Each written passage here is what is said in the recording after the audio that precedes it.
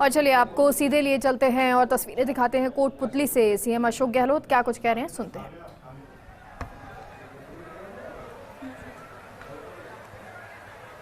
हमारे प्रदेश कांग्रेस के अध्यक्ष गोविंद दोतासा जी,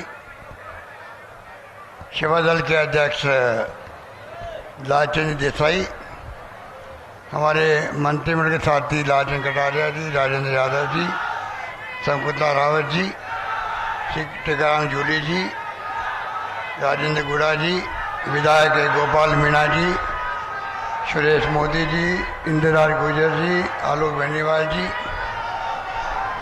मेयर साहिबा मुनीष गुर्जर जी, धर्मेंद्र राठौड़ साहब, पवन गोदारा जी, डूंगर राम जी कैदर, राम सिंह जी राव, बलवीर छिल्लर जी जिला प्रमुख, पुष्पा सैनी जी चेयरमैन नगर परिषद कोटपुतली, नेहा गुर्जर जी प्रधान कोटपुतली, हेम सिंह जी शेखावत सेवा दल के अध्यक्ष और तमाम उपस्थित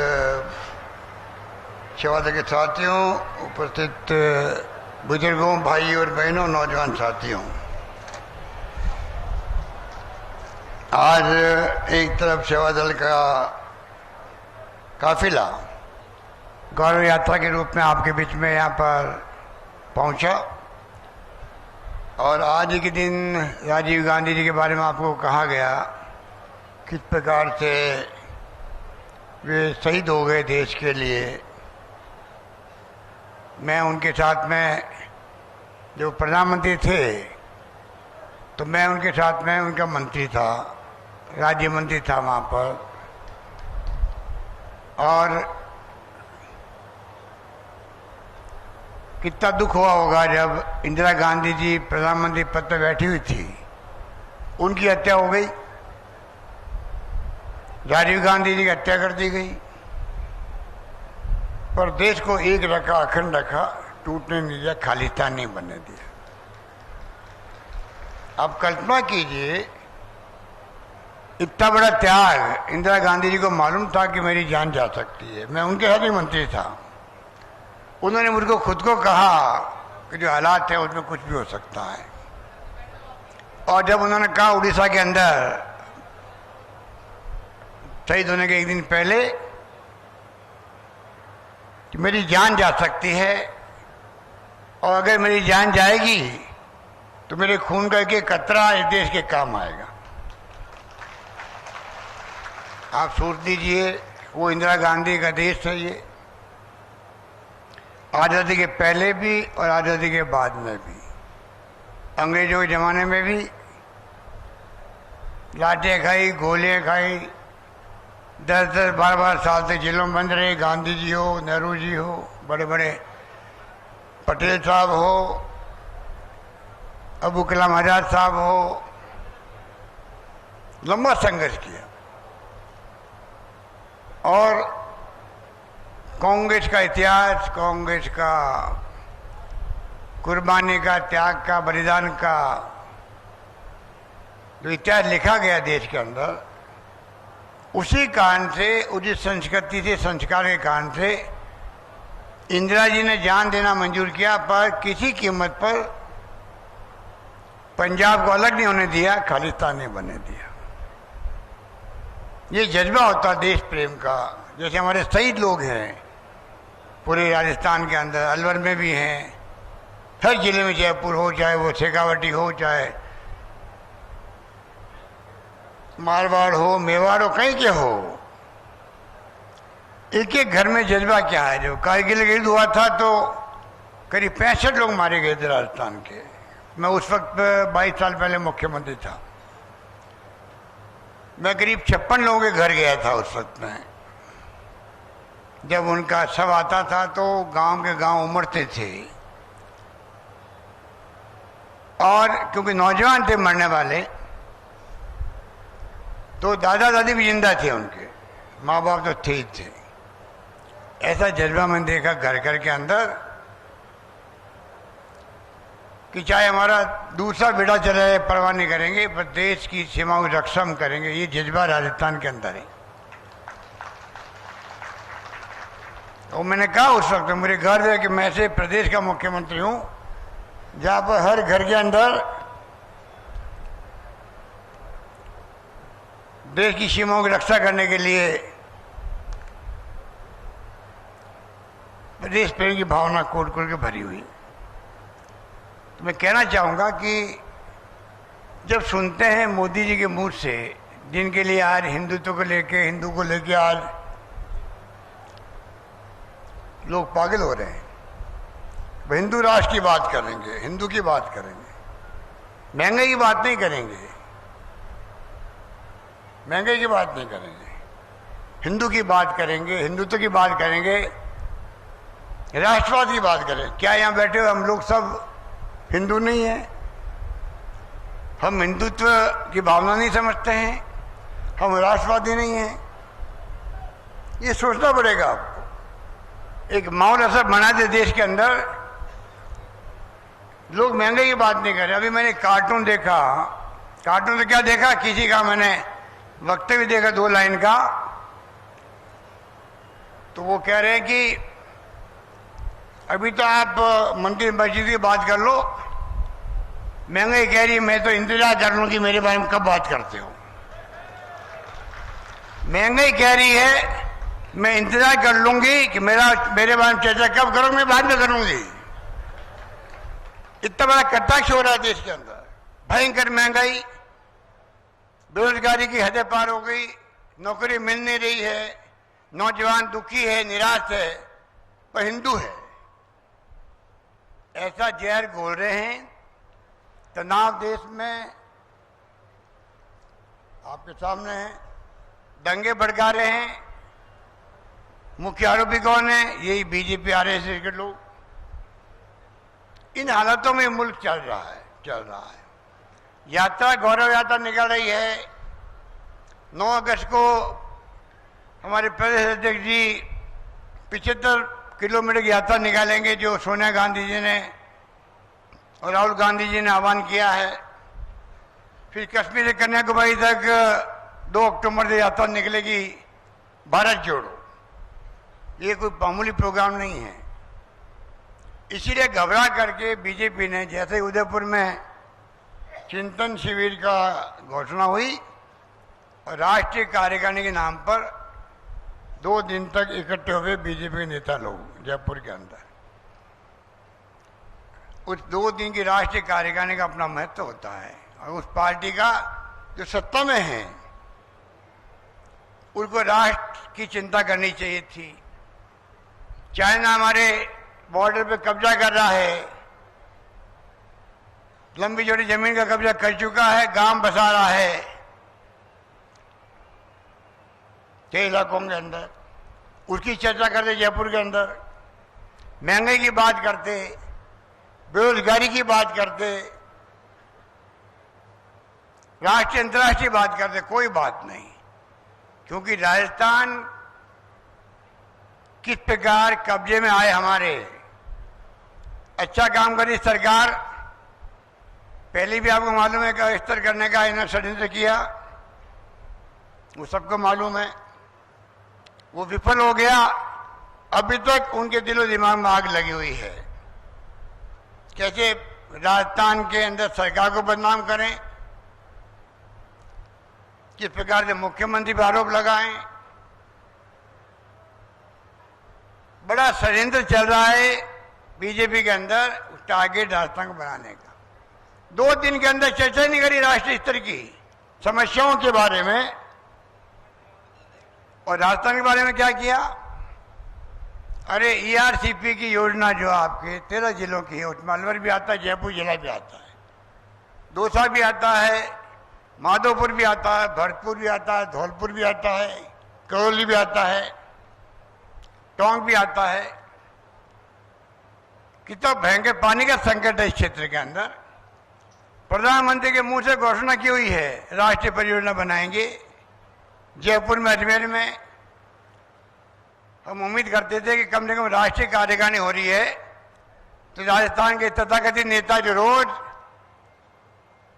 फेसबुक पर, ट्विटर पर आरोप लगा रहे सरकार पर, राजस्थान के ऊपर, हम लोगों के बारे में कमेंट करते रहते हैं। अरे कुछ तो शर्म करते कि मौका अच्छा था, कल प्रधानमंत्री का भाषण होगा, उस मीटिंग के अंदर वीसी से भाषण हुआ, वीडियो कॉन्फ्रेंसिंग की उन्होंने। हम उम्मीद करते थे कि हो सकता है कि इस मौके पर प्रधानमंत्री बड़ी घोषणा कर दे। एक तरफ राष्ट्रीय कार्यकारिणी हो रही है, एक तरफ उनके लोग मांग करेंगे आरसीपी की योजना लागू करेंगे, राष्ट्रीय परियोजना घोषित करवाएंगे हम लोग, और प्रधानमंत्री जी के श्रीमुख से सुनते कल पूरे प्रदेशवासियों को बहुत खुशी होती कि वास्तव में इनका जायज है यहां पर राष्ट्रीय कार्य करने का। एक शब्द नहीं बोले गए। आप सोच लीजिए, इस प्रकार के हालातों में ये प्रदेश की सरकार ने जो फैसले किए हैं उससे इतनी घबराहट है। ऐसे फैसले आपको पूरे देश के अंदर कहीं नहीं मिलेंगे। मुझे गर्व है कि जिस प्रकार से हमने, जो राजीव गांधी जी की सोच थी नई शताब्दी में ले आने के देश को, आज मोबाइल कंप्यूटर सब आ गए हैं, सशक्तिकरण हो गया पंचायतों का। पहले 22-22 साल से चुनाव नहीं होते थे पंचायतों के। जब बुजुर्ग लोग बैठे उनको मालूम है, वो टाइम था जब 22-22 साल से चुनाव नहीं हुए सरपंच साहब के। 22 साल तक वो गांव वाले सरपंच साहब भी कहते थे एक आदमी को, वो हमने देखा टाइम।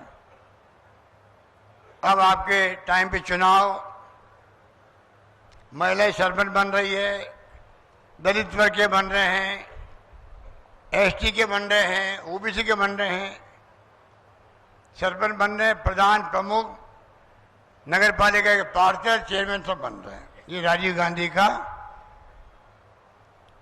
फैसला था जिसकी आज पुण्यतिथि है। हमारे बीच नहीं रहे, हमारे बीच वो हो सकते थे अगर उनका मर्डर नहीं होता तो, शहादत नहीं दी जाती होती उनकी, आज वो हमारे बीच में प्रधानमंत्री के रूप में होते। हम भूल नहीं सकते इस बात को। इसलिए मैं कहना चाहूंगा, हमारी योजना तो पूरे देश में चर्चित है। जैसे हमारा प्रबंधन जो था कोरोना का, कितनी जानें बचाई हम लोगों ने, फ्री इलाज, 40-40 हजार के इंजेक्शन हमने फ्री लगवाए लोगों के, एक नया पैसा नहीं लगा लोगों का।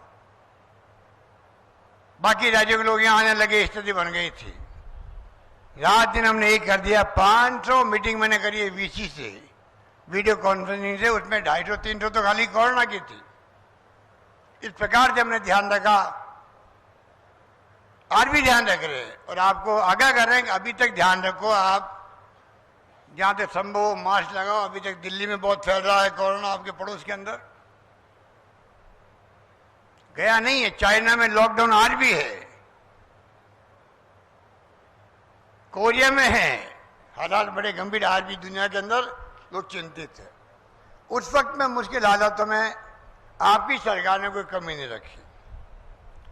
इस बात की इनको दर्द है। इनको हम तो कहते हैं, हम सबको साथ लेके चले थे। हम लोग धर्म गुरुओं को, सामाजिक संगठनों को, आम कार्यकर्ताओं को, सबने मदद करी।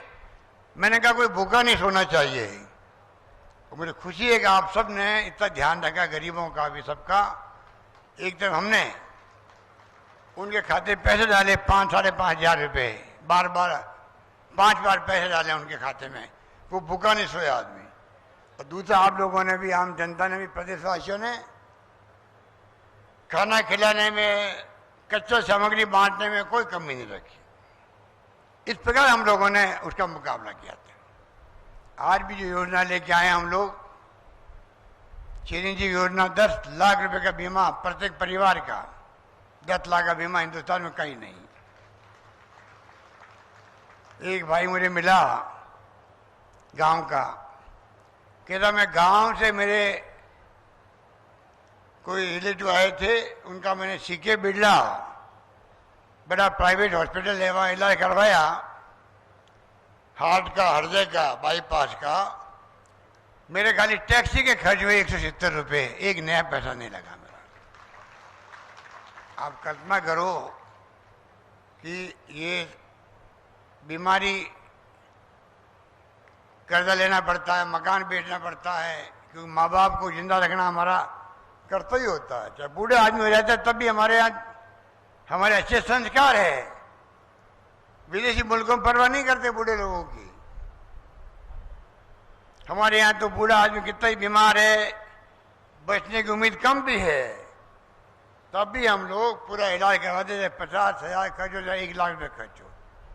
ये हमारे संस्कार संस्कृति है। उस प्रदेश के, उस देश के हम लोग नागरिक हैं, ये हमारी खूबी है। उस प्रदेश में हमने 10 लाख का बीमा किया है, साथ में 5 लाख का बीमा एक्सीडेंट का भी कर दिया। गांव गांव में आप लोग इस बात को पहुंचाओ, कोई वंचित नहीं रहना चाहिए।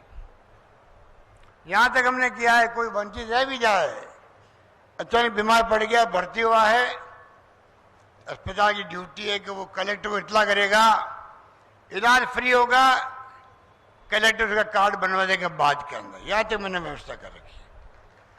तो मैं आपको कहना चाहूंगा कि जो हमने अभी किसानों के लिए 1,000 रुपये किसान सम्मान निधि दी है प्रति माह, उससे 5,62,000 किसानों के बिल जीरो आने लग गए हैं। किसानों के डोमेस्टिक 50 यूनिट बंद कर दी हमने, निःशुल्क कर दी, 3 रुपये 2 रुपये प्रति यूनिट कम कर दी।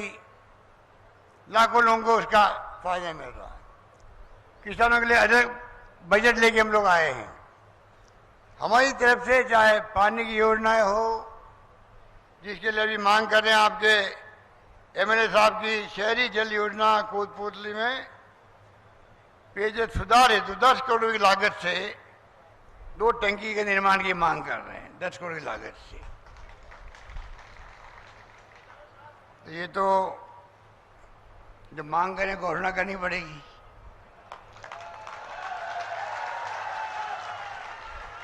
एक मांग की इन्होंने पाना देवी मोरीजावाला कन्या स्नातक महाविद्यालय को स्नातकोत्तर पीजी में बदलने के लिए।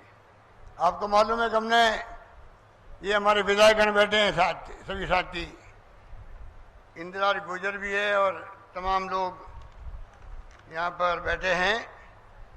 जो इनको पूछो कभी आप इनको, जो विधायक मांग रहे हैं हमसे, कॉलेज, तहसील, एसडीओ ऑफिस, सड़क, कोई काम मांग लो,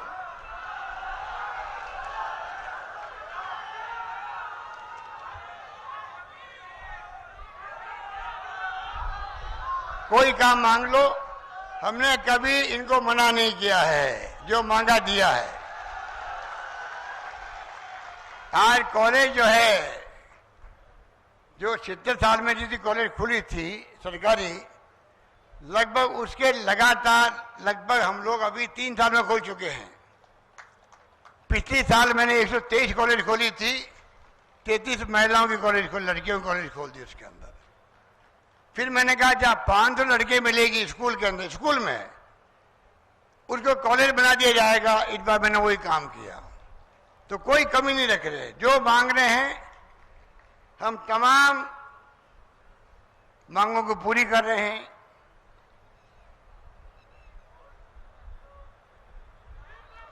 खाली सब मांगे पूरी कर रहे हैं, खाली जिला बनाने के अलावा।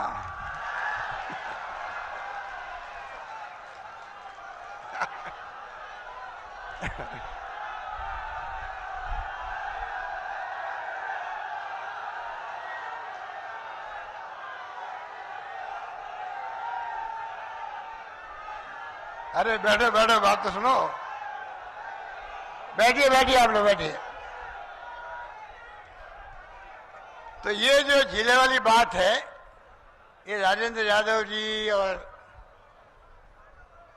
मोदी साहब भी कर चुके हैं नीम थाने के लिए, कोटपुतली के लिए राजेंद्र यादव जी करते रहते हैं।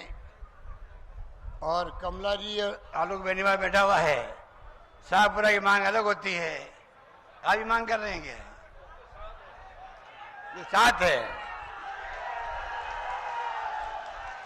तो इसके लिए मुझे मालूम है, मैं 22 साल पहले भी एक बार आया था यहाँ पे बाई रोड, तभी यहाँ चौराहे पे आप लोगों ने मीटिंग करी थी, मेरी पब्लिक मीटिंग, तभी मांग आपने करी थी, मुझे याद है।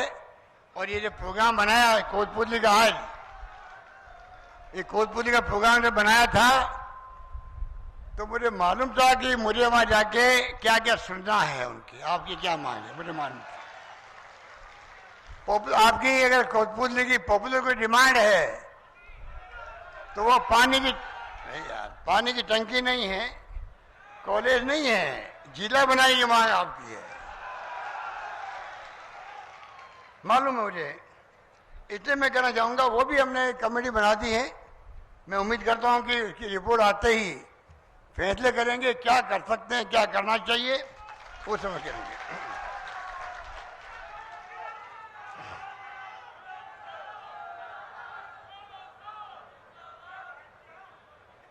हमने हर बात जन प्रतिनिधि जो है, एमएलए एमपी हमारे या कार्यकर्ता, उनको पूछ के करते हैं।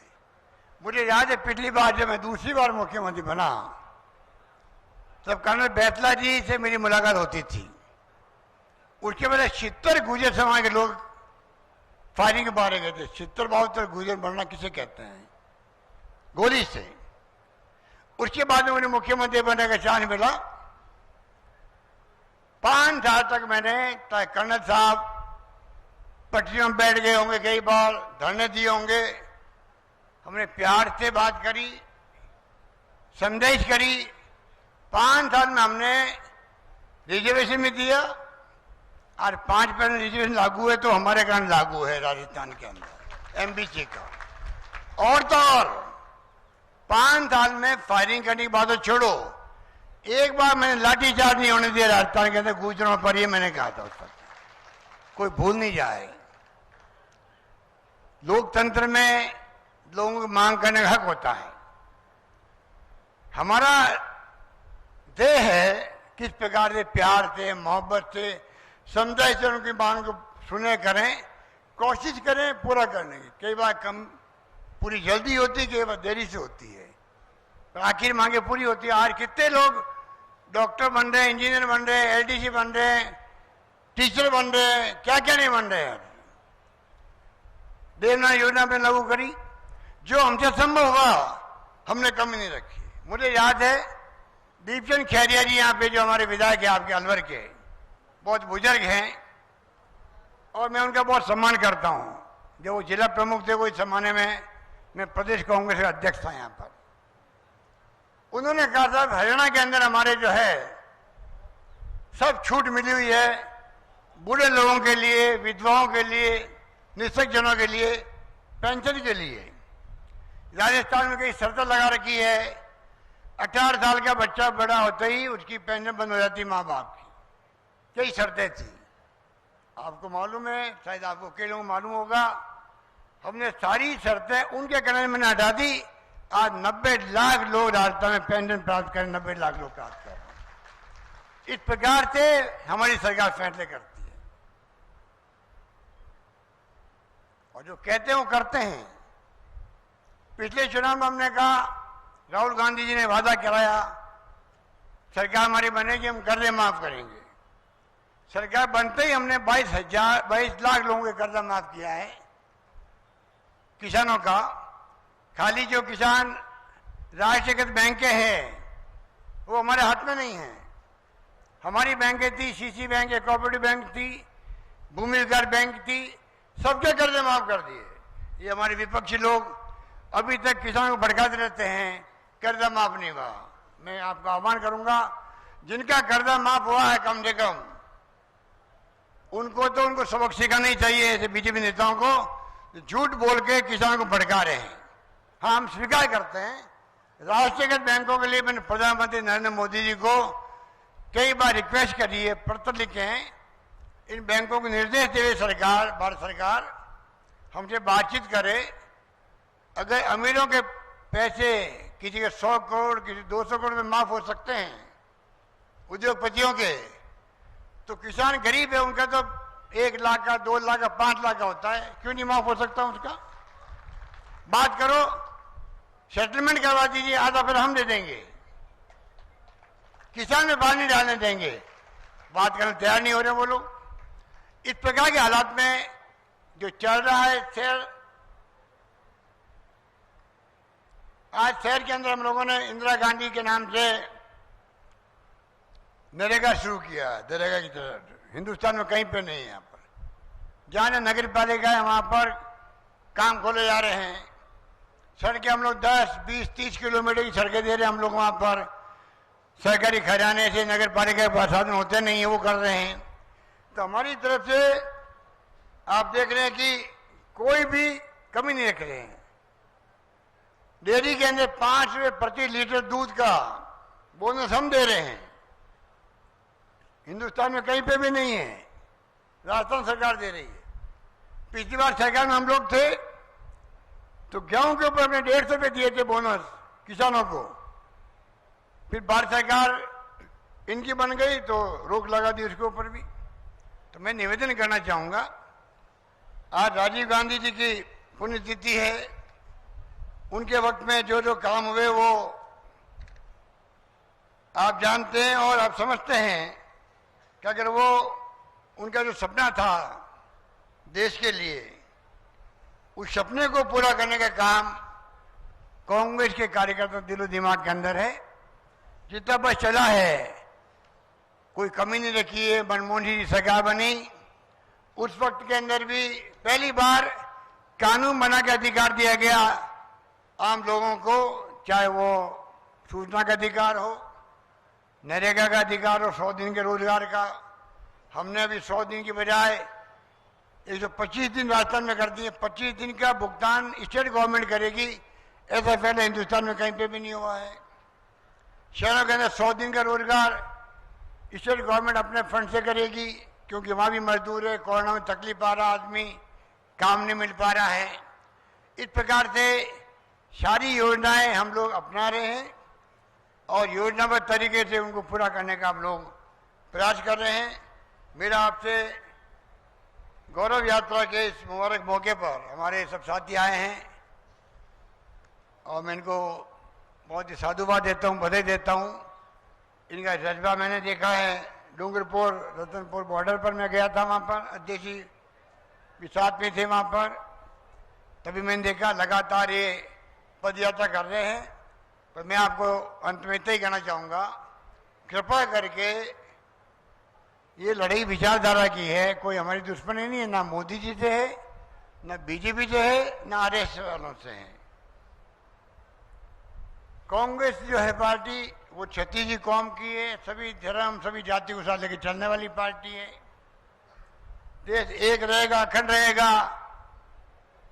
जाति बिरादरी की बात करने वाले लोग आज करते हैं, लोग खुश होते हैं हिंदू के नाम पे, जाति के नाम पर आप देखेंगे सत्य क्या है वो आपको समझना है। बड़ा आसान होता है सोचना, पर जो हालात हैं आज समस्या बहुत बड़ी बड़ी है। लोग तंग आ गए हैं, किसान आत्महत्या कर रहा है, नौजवान की हालत क्या है, हाहाकार मचा हुआ, नौकरी नहीं मिल रही उसको। 2 करोड़ की वादे किए थे मोदी जी ने, प्रतिवर्ष नौकरी देंगे, वादे की बात नहीं की जा रही है। ये तमाम बातें आप सुन चुके हैं और वो सुनते हैं। मैं आपको इतना ही कहना चाहूंगा, राजस्थान सरकार ने तय किया है, हम तो अपनी बात विकास पे करेंगे आपसे। जो विकास हमने किया है, जो वादे हमने किए हैं आपसे, उसके आधार पर हम आपके बीच में आएंगे चुनाव के वक्त में भी। हम चाहेंगे कि इस बार पुनः 5 साल में सरकार बदल जाती है, काम अधूरे रह जाते हैं हमारे। पिछली बार सरकार चली गई, रिफाइनरी का शानदार प्रोजेक्ट चल रहा है बाड़मेर 55 में, 5 साल में उसको बंद कर दिया। कितना नुकसान हुआ प्रदेशवासियों को। बड़े बड़े उद्योग लगेंगे वहां पर। हम जानते हैं कि क्या स्थिति बनी थी। आज 5 साल में सरकार बदलती है, तमाम योजनाओं की तमाम स्कीम ठप हो जाती है। मैं अपील करना चाहूंगा, अगर हमने काम किया है छत्तीसी कौम का, सभी वर्गों का, तो आप लोग पुनः इस बार ये तय कर लें, मैं कोटपुतली की जनता के सामने बात कर रहा हूं, इस बार आप वापिस सरकार कांग्रेस की बनवाओ, हमारा एक एक एमएलए जीत के जाए, सरकार हमारी बने, जिससे कि जो वादे हम आपसे कर रहे हैं वो वादे हम पूरे कर सकें। योजना बनाई, उन योजना को पूरा कर सकें। जो हमारी बहनें आई है, माताएं बहनें आई है, इनको मैं कहना चाहूँगा कि जो हमने चिरंजीवी योजना बनाई है, वैसे तो लड़कियां आज आगे निकल रही लड़कों से भी। आपको जान के खुशी होगी राजस्थान में जो माहौल हमने बनाया है उसके कारण से आज लड़कों की संख्या जो है पढ़ने वालों की उससे अधिक संख्या लड़कियों की हो गई है। ये पहली बार हुआ है कि लड़कियां ज्यादा पढ़ रही लड़कों से भी राजस्थान के अंदर। हम इन तमाम महिलाओं को आने वाले वक्त में, क्योंकि इनको बनाया गया मुखिया चिरंजीवी योजना का परिवार में, इन सबको स्मार्टफोन मिलेगा, सबको स्मार्टफोन मिलेगा, इंटरनेट की सेवाओं के साथ में महिलाओं को मिलेगा। इसलिए मैं लंबी बात नहीं कहता हुआ आप सबको मैं धन्यवाद दूंगा। और आप देखिएगा आज मौसम ही बदल रहा है पहली बार। मार्च की गर्मी शानदार, अप्रैल की गर्मी, 122 साल के अंदर इतनी भयंकर गर्मी कभी नहीं पड़ी 122 साल के अंदर। ये आपका डेटा हमारे सामने है। आज मौसम देखिए आप थोड़ा करवट ले रहा है। मैं उम्मीद करता हूं कि आने वाले वक्त के अंदर जो आपकी भावनाएं हैं, जो आपकी मांगे हैं, उनके अनुकूल हम आगे बढ़ने में कामयाब होंगे। ये बात कहता मैं अपनी बात समाप्त करता हूं। धन्यवाद। जय हिंद। धन्यवाद।